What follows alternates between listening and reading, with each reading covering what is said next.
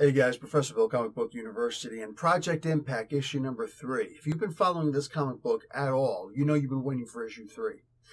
I got bad news for you. By the time you get to the end of this comic book, that wait, it just intensifies.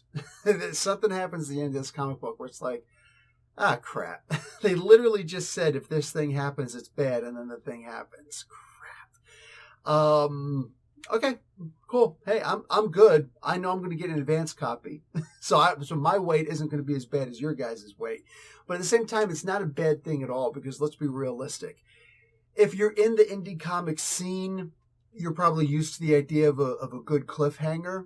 But for those of us who follow more of the mainstream comic books, right, the big 2, the big 3, it's not, you don't get that as much. The stakes aren't high for the most part at all, right? Here, people can die. People who you've grown attached to can die. And there's a chance you're going to get attached to somebody in this one. But we're not there yet. First, let's give credit where credit's due. So the writer and editor is Alan Russett. Pencils and inks, Stephen Peterson. Interior colors, Linda Scott Campbell. And the cover colors and the letters are by Richard Lumsden. So I guess Stephen Peterson is doing the main cover, pencils and inks also. Big thanks to the London Arts Council who helped to make this possible through their funding, because Alan did a really good job at submitting information to those guys so they can actually help out. This is London, Canada, by the way, not London, England. F those guys. No, I'm joking. But yeah, ADR Comics. Nice. Hey, what is Alan's middle name? What's the D stand for? Anyway, let's talk about the art first, because the art in this comic book was fantastic. In fact, Alan actually said to me in an email, he's like, Bill, you're going to be surprised at the increase in the art, and I want you to notice that it's the same artist. He decided to do things a little bit differently, and it came out so much better. I'm like, dude, rock on. And sure enough, I look at this, and yes, the art in this comic book, the pencils, the inks, and the colors are so much better. Here's the problem. It is not noticeable on the first page. Not entirely noticeable. There's a painting on the wall, which the detail in this is so incredible. I'm not joking when I say I actually want this painting. I genuinely want this painting. I want it hanging up in my living room. It is really beautiful in this comic. But everything else around, it's kind of matte, right? The lines, you can see, it's like, oh, I can see the vanishing point on this easily. Like, you could clearly tell this stuff was done with, like, sketching tools and whatever, but, on Photoshop. The people's faces and things like that, it's like, is it a mustache? Is it his mouth? Like, little things like that. It's like, By the time you get to the second page, it feels like a completely different comic book, The colors on the first page, they blend, they do whatever. But again, you get to that second page and it's like going from night to day. It's a huge, vast difference, and it's wild to see. There's some really, really good art in this comic book. You just have to get past the first page. Not a whole lot to ask, especially since it's more word heavy and it's more about trying to figure out what exactly the plot is. All of the plot is given to you on this first page. So it's almost like an info dump, but not in the form of a previously on Project Impact. It's actually all through here. Meanwhile, nobody's really giving you an update on anything that's happened before. It's all, you know what? This is done in a way that you don't even need to know what happened in issue number 1 and 2. That's actually what's interesting about this. And that's rare nowadays also. This really does feel like one of those older Spider-Man comic books where they're just going to introduce a new villain out of nowhere. There's a character named Spider-Man because your friends have been talking about it, but you don't really know anything about him. You're going to understand who Spider-Man is. You're going to understand who this brand new villain is. And boom, you're good to go, right? That's what this feels like. And that's not a bad thing. That's a good thing. If you know, you know. The story goes on. It's actually kind of funny.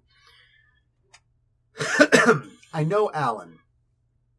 We've never met, never shaken hands, never actually rolled with jiu-jitsu together, but I know that he does jiu-jitsu and, stuff like that. And I've actually role-played with the guy before. He's actually led a Marvel Superheroes role-playing game for me and a couple of the other guys before.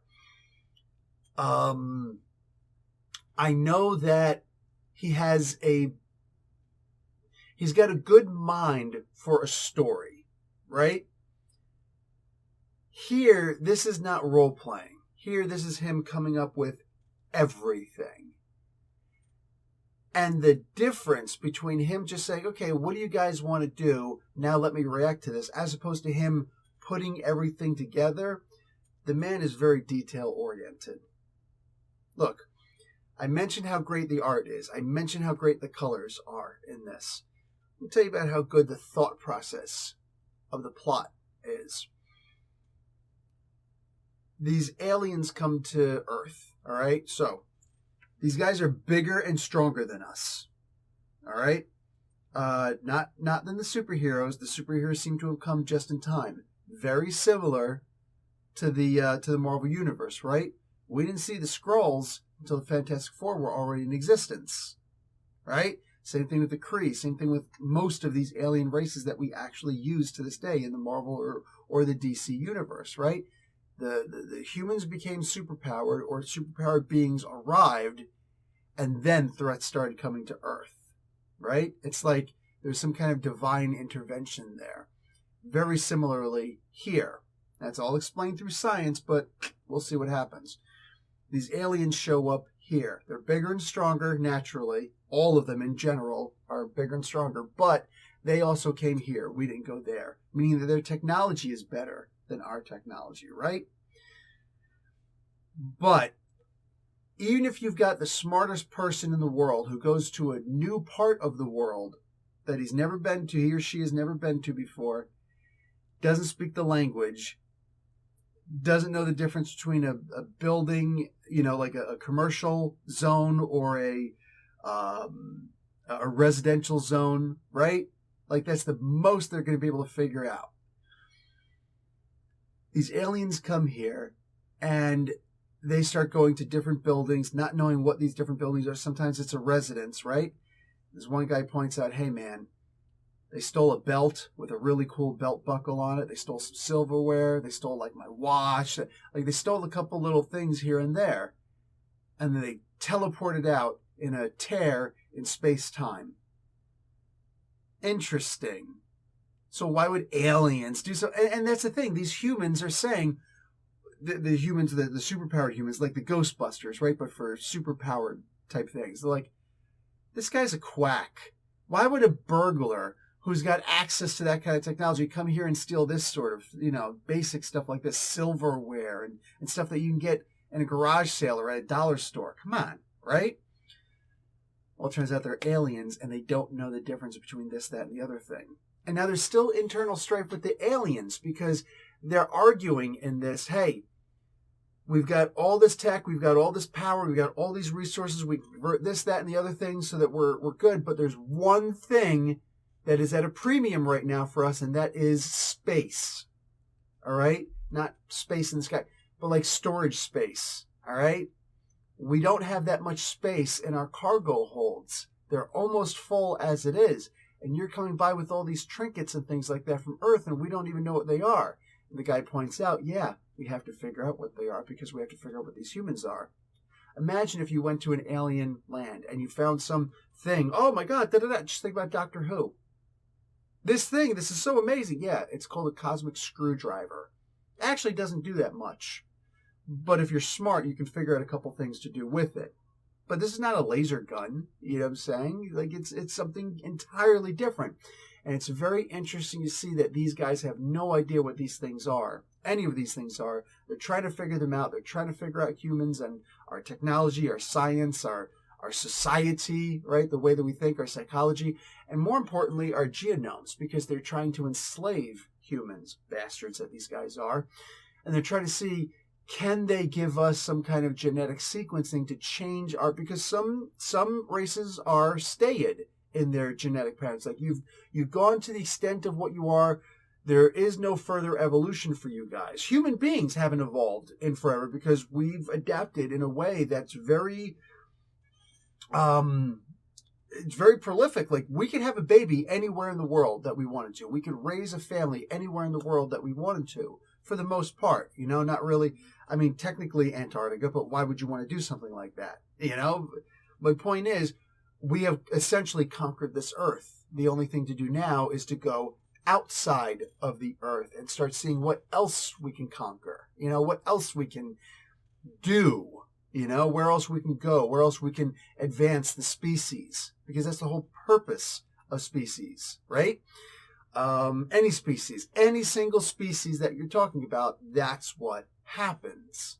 So that's what these aliens are trying to do, and they're trying to figure, you know, can we actually use these humans as chattel slaves? You know, can we advance them so they're actually useful to us? Can they accept our enhancements? And that's the whole plot of this comic book. Now the idea is to show that we're not going to take it. This comic book, it focuses on one character specifically. Her name is Damsel. She is in distress at some point. Damsel in distress. Oh, I see what you did there. But she handles herself well. She gets her ass handed to her. There is no OP, Mary Sue nonsense in here. She gets her ass handed to her, while at the same time, in a very reasonable and understandable way, being able to overcome insurmountable odds. Vastly outnumbered by creatures that would whomp a regular human in a heartbeat, and she is able to just barely hold her own. And it makes for this question of, is this character about to die? You know? By the time you get to the end of this, I'm not going to say that you'll be out of breath, but I will say that you're looking at this and saying, this was very realistic. This was very realistic, the way that this worked. Some things in here open quite. I don't want to get too much into what happened in this story, okay? Because read the comic book. You'll be better off for it. When you, and by the way, guys, link in the description box how you can get this comic book digitally. It's not available on Comixology because Comixology messed up everything. So bye-bye Amazon. But you can still get this digitally, and it's worth it. It generally is worth it. This is a fun story. What was I going to say? Okay, I remembered. I'll cut out that 30 seconds of me going, huh. Anyway, basically, by the time that you get to the end of the story, you're remembering certain things. You're going back and you're looking at some of the things that happened in this comic book. It seems that they've got names, you know, superhero names, as well as their regular human names. But you get the sense that secret identities don't actually mean anything in this comic book, because they're changing into their superhero outfits and costumes and whatnot for, you know, like in front of people, which is weird, but it's fine. If they're all working for the government or a branch subsidiary of the government, makes sense, right? However, at one point, this one character puts on a costume with a large head part, and there's armor in certain places and not in others, and it's weird. I'm looking at this and like, this is kind of weird. And it makes me wonder, with this specific suit that he's wearing, does the suit do something special? Does it have some kind of a capability with it, right? Is there a reason for wearing this kind of suit? Does it just have bad fashion taste? Maybe that's the case, but why this suit specifically? When you see armor, right? Let's say if you see the armor of the Spartans and things like that. No armor in the back, right? Yeah, because you don't deserve to live if you get hit in the back. You know what I'm saying? You don't deserve to live, because that means you ran away from combat, right? So the armor is in the front, the shin guards, all the stuff, and made so they can move and do the combat tactics that they use, right? Modern day military, right? America specifically. You don't necessarily need bulletproof vests. How are you going to run around and do all the things that you have to do with bulletproof vests on, right? And that's only going to be against small arms. Like the bulletproof vests that cops wear, the stuff they wear, these vests, they're not going to protect against a freaking AK-47. Like, that's going to penetrate. You're going to go down, right? But against a 5.56 round, yeah, you should be, for the most part, okay. Maybe a broken or bruised rib or two, but yeah, there's a difference. It depends on exactly what you're trying to accomplish with this, right? Soldiers running around, something like that? No. But flak vests, that makes sense. That'll help to protect your vital organs against shrapnel, you know what I'm saying? Something along those lines, hard impact against something, like boom, falling down or being slammed around inside of an APC tank or something like that, like there's a difference, right? Armor actually means something, depending on, your time period and what other weapons come into play and things like that, right? So I'm wondering, like, why does this guy wear this particular kind of armor? What does it do for him exactly? I want to see his solo story. I'm looking forward to things like this. These characters, by having a team comic book, the Avengers and the Justice League had that issue solved.